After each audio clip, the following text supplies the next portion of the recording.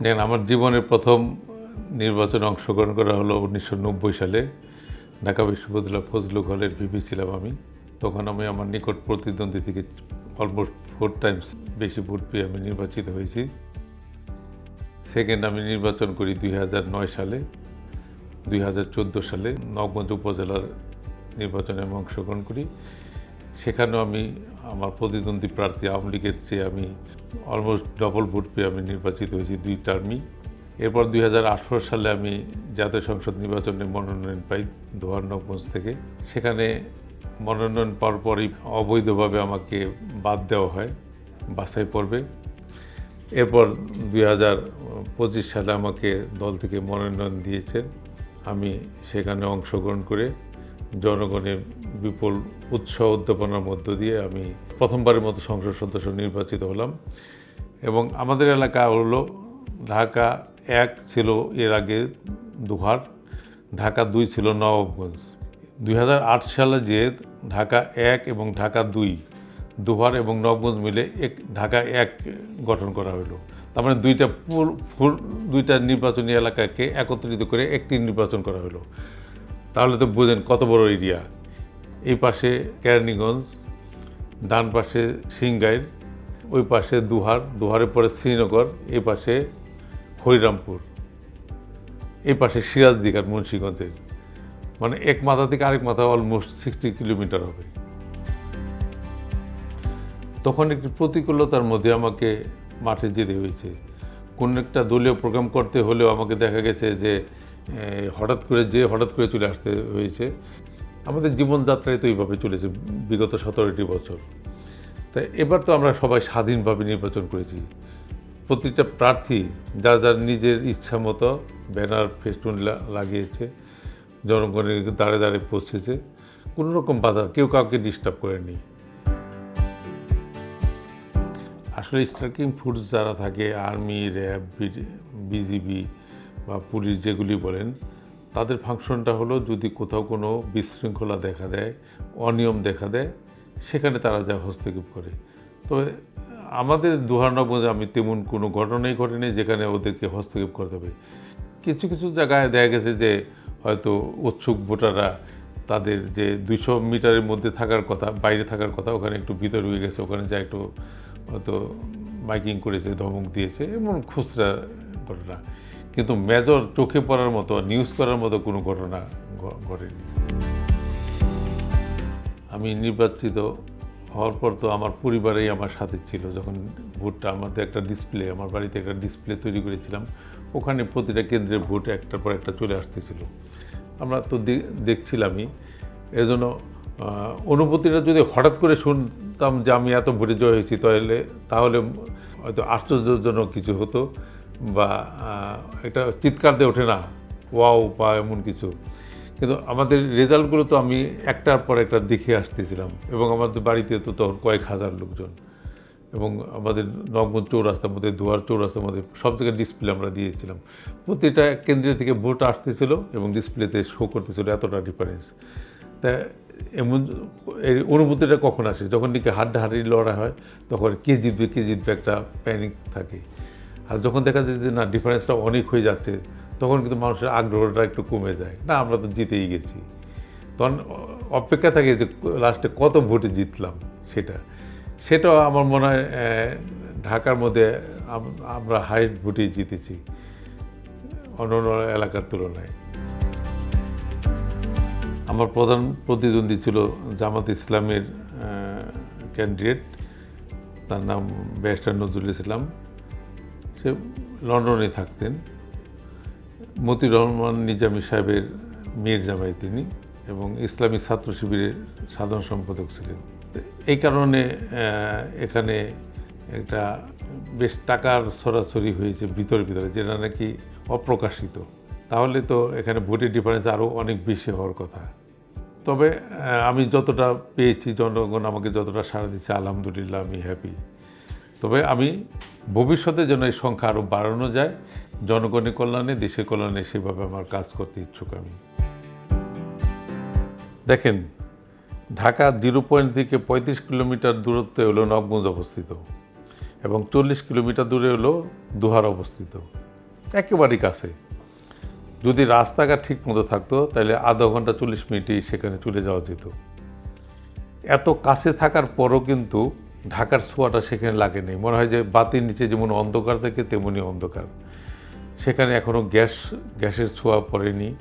সেখানে যদি গ্যাস যেত তাহলে সেখানে অনেক মিল কারখানা গড়ে উঠত। আর মিল কারখানা গড়ে যদি উঠত তাহলে আমাদের এলাকার লোকজন কিন্তু বিদেশে বেশি থাকে। বাড়ি ঘর বিক্রি করে, জমি বিক্রি করে, টাকা সুদি করে বিদেশে যাওয়ার প্রয়োজন পড়তো না। তারা পরিবার সাথে থেকে, ঘরের থেকে, মা বাবার সাথে থেকে তারা এখানে কর্মসংস্থানের ব্যবস্থা হতো। বিদ্যুৎও পর্যাপ্ত নয়। একটি নদী আছে, ইছামতি নদী, সেটাও শুকিয়ে যায়। বর্ষাকালে পচে কচুরিপানা পচে দুর্গন্ধ বের হয়। আর এখন তো শুকিয়ে গেছে, এপার ওপার হেঁটে পার হওয়া যায়। আরেক পাশে দুহারে আছে পদ্মা নদী। বর্ষা হলে মনে হয় যে এই বুঝে আমার বাড়িটা ভেঙে গেল, এই বুঝে আমার জমিটা তলে গেল, স্রোতটা এমনই হয়। সেখানে বাঁধের জন্য বিগত সরকারের সময় অনেক টাকা পয়সা এসেছিল, কিন্তু তার খুব বেশি একটি কাজে লেগেছে এমন বলার সুযোগ নেই। অনেক কাজই অসমাপ্ত রয়ে গেছে, সেই বাঁধগুলো দেওয়া প্রয়োজন। সবচেয়ে বড় সমস্যাগুলো হলো যে আমাদের এলাকা একটু বৃষ্টি নামলে পুরো এলাকাটাই মনে হয় যে একটা বিলের মতো হয়ে গেছে, জলাশয়ে মনে অবস্থা। কোনো ড্রেন লাইন নেই, সোয়ারেজ লাইন নেই। যে খালগুলি ছিল সমস্ত খালগুলি ভরাট করা হয়েছে।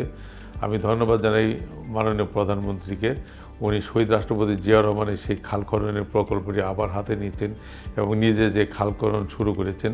প্রতিটি এলাকায়, আমাদের এলাকা সহ সারা বাংলাদেশের যত খালগুলো ছিল ম্যাক্সিমাম খাল, তার 80-90% খালগুলি কিন্তু ভরাট হয়ে গেছে। কেউ না কেউ সেগুলো দখল করে নিয়েছে, সেগুলির মধ্যে স্থাপনা তৈরি করেছে। আমি সরকারের কাছে অনুরোধ করব এবং আমাদের এলাকার জনগণকে নিয়ে আমি জনসচেতনতা তৈরি করব, যাতে করে সে খালগুলো পুনরুদ্ধার করে খনন করে ড্রেন লাইনের মাধ্যমে পানিগুলো খালে নামাই দিয়ে, খালের মাধ্যমে নদীতে নামাই দিয়ে মানুষকে জলাবদ্ধতা থেকে মুক্ত করা যায়। আমাদের এলাকাটা কিন্তু তাঁতি অধ্যুষিত এলাকা, হিন্দু অধ্যুষিত এলাকা। ওখানে তাঁত শিল্পটা মৃত প্রায়। তারপরে যে মাটির যে কাজ করে মৃত শিল্প, সেটাও একদম বিলীন হয়ে যাচ্ছে। এদেরকে সাবসিডি দিয়ে যদি আমরা উন্নত করতে পারি তাহলে কিন্তু এলাকার উন্নতি হবে এবং আমাদের এলাকার তাঁত শিল্প, লুঙ্গি, শাড়ি এগুলো বিদেশে একসময় রপ্তানি হতো।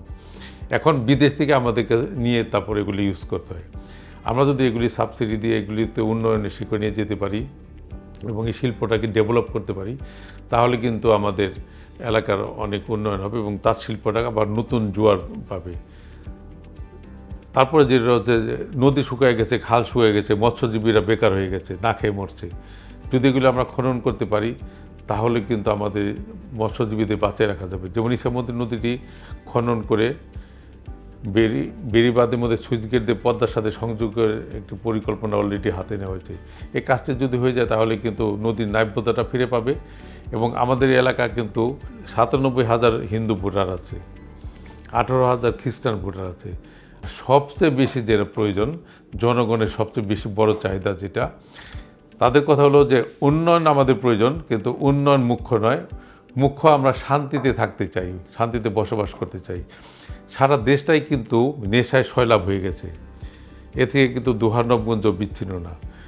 গত 3 দিন আগে 3,500 ইয়াবাসহ দুহারে কয়েকটি ছেলে ধরা পড়েছে। এই চালানটি ধরা পড়েছে 3505 পিস নিয়ে, কিন্তু এমনই যে কত চালান প্রতিনিয়ত চলে যাচ্ছে এটা কিন্তু আমরা জানি না। এর জন্য আমাদের যুব সমাজকে বাঁচাতে হলে, আমাদেরকে সন্তানদেরকে বাঁচাতে হলে নেশার কবল থেকে এদেরকে রক্ষা করতে হবে। এবং আমার নির্বাচনী ওয়াদা ছিল যে সবার আগে সন্ত্রাস, চাঁদাবাজি এবং নেশামুক্ত করা, সাথে সাথে উন্নয়নগুলো করা। আর বিশেষ করে হিন্দু এবং খ্রিস্টান ধর্মীয় যারা আছে তারা কিন্তু শান্তি চায়, তারা উন্নয়নের চেয়ে শান্তিটা বড় করে চায়, তারা নিরাপত্তাটা চায়। সেই নিরাপত্তাটা আমরা বিধান করতে চাই। আর নিরাপত্তা যদি বিধান করতে হয় তাহলে যে নেশাখোর, মাতাল, দখলদার যারা আছে তাদেরকে যদি আমরা নিবৃত্ত করতে পারি তাহলে কিন্তু অলমোস্ট 50% কাজ এমনি এগিয়ে যায়। আমাদের এলাকার জনগণ, বিশেষ করে দুহানগঞ্জের জনগণ, অলমোস্ট প্রতিটা ঘরে থেকে একজন করে বিদেশে থাকেন এবং প্রচুর পরিমাণ রেমিটেন্স তারা বিদেশ থেকে পাঠান। এবং বাংলাদেশে তো হাইস্ট, সেকেন্ড হাইস্ট রেমিটেন্স তো ম্যান পাওয়ার থেকে আসে। তাই আমার এই নির্বাচনকে কেন্দ্র করে তারা 5,000-এর উপর আমাদের ভাইরা, প্রবাসী ভাইরা তারা দেশে চলে আসছেন এবং তারা নিজেরা টাকা পয়সা খরচ করে নির্বাচন করেছেন। আমার কাছে তারা টাকা পয়সাও চায়নি, তারা যার যার এলাকার শেষে তারা খরচ করেছেন। এর জন্য তাদের কাছে আমি আজীবন কৃতজ্ঞ। তারা এত কষ্ট করে বিদেশ থেকে এসেছে এবং নিজের টাকা নিজে খরচ করেছেন। শুধু তাই না, যে বিদেশে ইলেকশনের সময় যে টিকিটের একটা চাপ থাকে, অনেক একদম লেবার শ্রেণী যারা, লেবম্যান শ্রেণী যারা, তারা কিন্তু বিজনেস ক্লাসের টিকিট কেটে চলে আসছে। আপনারা শুনে আশ্চর্য হবেন যে এত আগ্রহ তাদের মধ্যে। আমরা দেশে যারা আছে আমাদের মধ্যে যা আগ্রহ না, তার চেয়ে বেশি আগ্রহ তাদের মাঝখানে। এবং নির্বাচনের আগে কিন্তু আমি অলরেডি মিডল ইস্টগুলো, প্রথম আমার নির্বাচনের প্রচারণা শুরু করেছি কিন্তু আমি কাবা শরীফে কাবা শরীফ যে উমরা করে মদিনা শরীফ যে রিয়াদ, জেদ্দা, কুয়েত, কাতার, দুবাই, এই দেশগুলো আমি প্রথম ভিজিট করেছি। কারণ এখানে আমাদের হাজার হাজার এলাকার জনগণ আছে এবং প্রতিটি পরিবার আছে, ওদেরকে সম্পৃক্ত করে নিয়েছি এবং সেই ধরনের সাড়াও কিন্তু আমি পেয়েছি। যখন আমরা নির্বাচনের মাঠে গিয়েছি, ভোটের জন্যই হোক বা মানুষের শান্তির জন্যই হোক, যেটাই বলেন আপনি, আমরা কিছু ওয়াদা করেছি যে এই কাজগুলি করে দেব এবং যেগুলো অরিজিনাল প্রয়োজন মানুষের চাহিদা অনুযায়ী। আমি নির্বাচনের ঠিক পরের দিন থেকে আমার কাজ কিন্তু আমি শুরু করেছি। প্রথমে আমি একটা পাঠ করেছি আমি কি কি ওয়াদা করেছি সেগুলোর ব্যবস্থা করা এবং প্রতিটি ইউনিয়নে কি কি কাজ প্রয়োজন সেগুলোর আমি একটা লিস্ট করেছি এবং সেই অনুযায়ী আমি কিন্তু যেমন এলজিডিতে মন্ত্রী মহোদয় যারা আছেন তাদের সাথে কথা বলেছি, ওয়াটার ডেভেলপমেন্ট বোর্ডে বিআইডব্লিউটিতে নদী খননের ব্যাপারে কথা বলেছি, জেলা পরিষদে কথা বলেছি ছোটোখাটো রাস্তাঘাটগুলি করার জন্য, কালভার্টগুলি করার জন্য, দুর্যোগ মন্ত্রণালয়ের কথা বলেছি। কারণ মন্ত্রণালয়ে যারা আছে তারা তো সবাই আমাদের পরিচিত, একসাথে তো পলিটিক্স করে আসছি। সুতরাং এদের কাছে আমি যাই দাঁড়ালে আমাকে বিমুখ করবে এমনটা আমি মনে করি না। তা আমি আশাবাদী আমার নির্বাচন এলাকার যত রকম উন্নয়ন প্রয়োজন সেগুলি করব। একমাত্র যদি আমি গ্যাসটা এলাকায় নিতে পারি তাহলে কিন্তু আমার 50% উন্নয়ন হয়ে গেল। কারণ আমার এলাকায় যখন গ্যাসটা যাবে, গ্যাসটা যাওয়ার পর কিন্তু গ্যাসটা এমনি পড়ে থাকবে না, সেখানে মিল কারখানা মানুষ শুরু করবে। মিল কারখানা যখন শুরু করবে তখন আমার এলাকার লোকজন সেখানে কাজ করবে, সেখানে দোকানপাট গড়ে উঠবে, সেখানে যাওয়ার জন্য রাস্তাঘাট তৈরি হবে, সেখানে ফরেস লাইন তৈরি হবে, সেখানে পানির ব্যবস্থা হবে। তার মানে একটা নতুন একটা শহর গড়ে উঠবে। এমনি করে যদি আমি ওখানে এই শিল্পনগরী গড়ে তুলতে পারি, বিসিক তৈরি করতে পারি, তাঁত শিল্প তৈরি করতে পারি, এরকম শিল্পগুলি যদি ওখানে প্রতিষ্ঠিত করতে পারি এবং আমাদের এলাকা কিন্তু একটা ট্যুরিস্ট এলাকা, ওখানে মৈনট ঘাট নামে একটি ঘাট আছে যেটাকে সারা বাংলাদেশ থেকে লোক সেখানে যায়, সেটাকে মিনি কক্সবাজার বলে, পদ্মা নদীর সাথে লাগানো, সেখানে মানুষ ভ্রমণ করতে যায়। সেটাকে যদি আমরা ডেভেলপ করতে পারি, সেখানে যদি স্থাপনা তৈরি করতে পারি, ভালো খাবার হোটেল তৈরি করতে পারি, বাসস্থানের ব্যবস্থা করতে পারি, তাহলে কক্সবাজারের মতো, যেহেতু মিনি কক্সবাজার শব্দটা এখানে ইউজ করা হয়েছে, কক্সবাজারের মতো অনেক এই ভ্রমণকারী যারা আছে, যারা ভ্রমণ করে, তারা কিন্তু ওখানে যাওয়া অবস্থান নেবে। আর ভ্রমণকারী যখন যাবে তখন কিন্তু সেখানে অটোমেটিক্যালি রাস্তাঘাটের উন্নয়ন হবে, সামাজিক ব্যবস্থার উন্নয়ন হবে, নিরাপত্তা ব্যবস্থা উন্নয়ন হবে। এতে করে ওটাও একটা নতুনভাবে একটা শহর গড়ে উঠবে। এমন করে কিন্তু যেমন ঢাকার এত কাছে থেকে যে বাতির নিচে অন্ধকার শব্দটি আমি ইউজ করলাম, সেই অন্ধকার থেকে বেরোয় কিন্তু আমরা ঢাকার কাছাকাছি পৌঁছে যেতে পারবো ইনশাল্লাহ। আমি তো বলেই গেলাম যে মন্ত্রী মহোদয় যারা আছেন বিভিন্ন দপ্তরের, এরা আমরা একসাথে পলিটিক্স করে আসছি। আর আমার পলিটিক্স শুরু 1981 সাল থেকে। যারা মন্ত্রী হয়েছেন তারা তো সকলেই দক্ষ এবং জানাশোনা। তা আমি যদি আমার যৌক্তিক দাবি নিয়ে, আমার উন্নয়ন নিয়ে তাদের সামনে দাঁড়াই, তারা আমাকে বিমুখ করবেন না। এবং তারা যদি বিমুখ না করে তাহলে আমি আমার এলাকার সমস্ত উন্নয়ন কর্মকাণ্ডগুলি আমি করতে পারবো। আর মাননীয় প্রধানমন্ত্রী তো আছেনই উন্নয়নের রূপকার।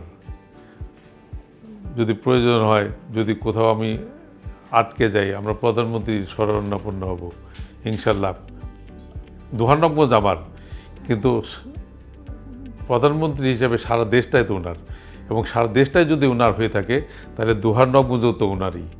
সেখানে উন্নয়ন কল্পে যদি আমি কাজ করতে চাই, মাননীয় প্রধানমন্ত্রীও আমাকে সহায়তা করবে আমি বিশ্বাস করি। দুহানগঞ্জকে যদি নামে পরিচিত করতে চাই, আমাকে একটু সময় দিতে হবে। আমি দুহানগঞ্জ যেহেতু ঢাকার একদম নিকটে, এটাকে আমার ওয়াদা এবং মানুষের চাহিদা সব কিছু মিলে এই দুহানগঞ্জকে বাংলাদেশের মধ্যে আধুনিক এবং উন্নয়নমুখী একটা উপজেলা পরিণত করতে চাই, যাতে করে মডেল উপজেলা পরিণত করতে চাই, যাতে পুরো বাংলাদেশ দুহানগঞ্জের নাম শুনলে বুঝবে এটা একটি মডেল উপজেলা তৈরি হয়েছে। এখানে ঘুরতে যাওয়া মানুষের জন্য একটি নিরাপদ, এখানে বাসস্থান করা মানুষের জন্য নিরাপদ, এবং এখানে যোগাযোগ ব্যবস্থা সবার জন্য নিরাপদ। কারণ এখান থেকে একটা মানুষ তো উত্তরা যেতে দেখা যায় যানজট পড়লে 1 ঘন্টা লেগে যায়, আর আমরা যদি যোগাযোগ ব্যবস্থা করতে পারি আমরা আধা ঘন্টা দুহানগঞ্জে পৌঁছে যেতে পারি। আর দুহানগঞ্জে দেখার মতো অনেক কিছু আছে, অনেক টুরিস্ট স্পট আছে, অনেক পুরানো দিনের জমিদার বাড়ি আছে, বিশাল বিশাল আকৃতি বাড়িঘর আছে, স্থাপনা আছে। মানে একটি যেমন রাঙামাটি, কাপ্তায় বিভিন্ন জায়গায় আমরা যাই না, আমরা দুহানগঞ্জে ভাবে মানুষ যাওয়ার একটা আগ্রহ বেড়ে যাবে যদি আমরা সেভাবে বিশেষ করে যোগাযোগ ব্যবস্থাটা আমরা উন্নয়ন করে দিতে পারি। দেখেন, আমাদের বর্তমান যে প্রধানমন্ত্রী জনাব তারেক রহমান, উনি যা বলেন তাই করেন। এই যে আমার হাতে কালিটা দেখতে পাচ্ছেন, 36 দিনের মাথায় কালিটা কিন্তু পুরোটাই লেগে আছে। উনি কমিটমেন্ট করেছিলেন প্রতিটা পরিবারের জন্য ফ্যামিলি কার্ড দিবেন, উনি কিন্তু সেটা শুরু করেছেন। এত বড় দেশে কিন্তু একদিনে সব সম্ভব না, কিন্তু উনি মডেল তৈরি করেছেন, শুরু করেছেন। 2 দিন আগে দেখেছেন 17 তারিখে উনি দিনাজপুরে যে নিজে হাতে শহীদ রাষ্ট্রপতি জিয়াউর রহমানের যে আদর্শ এবং যে উন্নয়নের ধারা সেটাকে অব্যাহত রাখার জন্য তিনি খাল খননে নিজ হাতে খাল কেটেছেন। তিনি কৃষক কার্ড তৈরি করেছেন, কয়েকদিনের মধ্যে ঈদের পরপরই কৃষক কার্ডগুলো জনগণ পেয়ে যাবে। তো ওনার এই কমিটমেন্টগুলো যদি উনি পর্যায়ক্রমে যদি সব করে যায়, তাহলে কিন্তু এটা তো আমাদেরকে নিয়েই, আমাদের জনগণকে নিয়েই, এই জনগণের উন্নয়নের জন্য, জনগণের ভাগ্যের পরিবর্তনের জন্য, জনগণকে দুবেলা খাওয়া পড়ার জন্য যে ব্যবস্থা, দৈনন্দিন কাজের যে ব্যবস্থা, সেই কাজগুলো কিন্তু উনি প্রকল্পগুলো হাতে নিয়েছেন, এবং হাতের দাগ ওঠার আগে এতগুলো প্রকল্প উনি অলরেডি বাস্তবায়ন করেছেন। তাহলে বুঝতে পারেন 5 বছরে উনি কত কিছু করবেন। এই যে দেখেন, গতকাল আপনাকে টাইম দিয়েছিলাম কিন্তু আমি ভুলে গেছি, কিন্তু এলাকার লোক যখন ডাকে তখন আমি কিন্তু স্থির থাকতে পারি না। আজকে আপনার এই প্রোগ্রামের কারণে আমি 3টা থেকে প্রোগ্রাম শুরু করেছি। মানুষ তো নির্বাচনের আগে সাক্ষাৎ করে, ভোটের জন্য করে। আমি নির্বাচনের আগে যত লোকের সাথে সাক্ষাৎ করেছি, নির্বাচনের পরে আর তার চেয়ে আরও বেশি সংখ্যক লোকের সাথে কাছে পৌঁছার চেষ্টা করছি। কারণ জনগণ যেন মনে না করে আমরা শুধু ভোটই চাই, তাদের দেখাশোনা করার দায়িত্ব আমরা নিই না, এমনটা যেন কখনো মনে না করি। তবে আমাদের এলাকার জনগণের সাথে আমার একদম আত্মার সম্পর্ক। তা না হলে সারা দেশের ফলাফলের তুলনায় আমার এলাকার ফলাফল তো বেশ বেটার আমি মনে করি। জনগণ আমাকে ভোট দিয়েছে, এবং যারা জুলুমবাজ, যারা নাকি ভোট ছিনতাই করতে চায়, তাদেরকে প্রতিহত করেছে। এটা আমার জন্য না, জনগণ তাদের নিরাপত্তার জন্য, তাদের শান্তির জন্য, তাদের উন্নয়নের জন্য তারা করেছে। এর জন্যই দুহানগঞ্জের জনগণের সাথে আমার একদম আত্মার সম্পর্ক, একদম আত্মীয়তা সম্পর্ক। এটা আমি পরবর্তীতে রাজনীতি করি আর না করি, নির্বাচন করি আর না করি, নির্বাচিত হই আর না হই, কিন্তু জনগণের সাথে, দুহানগঞ্জের জনগণের সাথে আমার এই সম্পর্কটা থাকবে ইনশাল্লাহ। আমি যদি গণমাধ্যম কর্মী হতাম, তাহলে এই যে এলাকার জনগণ যেভাবে তার যৌক্তিক দাবিগুলো তুলে ধরে, জনগণের পক্ষ থেকে সেই দাবিগুলো একত্রিত করে আমি মাননীয় সংসদ সদস্য যিনি থাকতেন তার কাছে উপস্থাপনা করতাম, এবং কোথায় কোন অনিয়মগুলি হচ্ছে, মানুষ তো ভুল করতেই পারে, কোন ভুলগুলি হচ্ছে সেগুলো ধরা দেওয়ার চেষ্টা করতাম। আমিও চাই আমাদের এলাকার সাংবাদিক ভাইরা বা সচেতন নাগরিক যারা আমার ভুলটা ধরে দিই। আমাকে দেখলে শুধু স্লোগান দিবে, জয়গান করবে, এটা কিন্তু আমি চাই না। আমি চাই আমার জয়গান না করে আমার ভুলগুলো আমাকে ধরাই দিক। আমি তো মানুষ, আমি তো ভুল করতেই পারি। আমার ভুলগুলি যদি ধরে দিয়ে আমাকে সংশোধিত হওয়ার ব্যবস্থা করে দেয়, তাহলে আমি উপকৃত হব এবং জনগণ উপকৃত হবে। আমি যখন নির্বাচিত হয়েছি তখন আমাকে ধরে নিতে হবে এখানে 5,45,000 ভোটার, 3 লক্ষ সামথিং ভোটার ভোট প্রয়োগ করেছে। আমি যখন নির্বাচিত হয়েছি তখন থেকে আমি মনে করি যে এই 3 লক্ষ সামথিং ভোটার আমাকে ভোট দিয়েছে। আর আমার মেন প্রতিপক্ষ তো ছিল জামাত ইসলামী। সে লন্ডনে থাকতো, সে আমার বাড়ি থেকে 1/2 কিলোমিটার দূরে তার বাড়ি অবস্থিত। তার প্রতি সম্মান আমার আছে, সে আমাকে আঙ্কেল ডাকে। সে লন্ডনে থাকতো, আমি যখন লন্ডনে যেতাম তিনি আমাকে নিয়ে ঘুরতেন, বেড়াতেন, আমরা অনেক গল্প করতাম। তখন তো আমরা সকলে বিরোধী দল ছিলাম, আমরা অনেক কিছু শেয়ার করতাম। এবং আমি যখন জয়ী হয়েছি, ফলাফল ঘোষণা হয়েছে, আমি সরাসরি একটি ফুলে তোড়া নিয়ে তার বাসায় গিয়েছি। আমি তাকেই অভিনন্দন দিয়েছি এবং তাকে আহ্বান করেছি, তিনি সহ যারা আমাকে ভোট দেন এই সকল জনগণ এবং যারা আমার সাথে প্রতিদ্বন্দ্বী বলবো না, আমি প্রতিযোগী শব্দটা ইউজ করব, প্রতিযোগী যারা ছিলেন তাদের সকলকে নিয়েই জনগণের সাথে, দেশের সাথে আমি কাজ করতে চাই।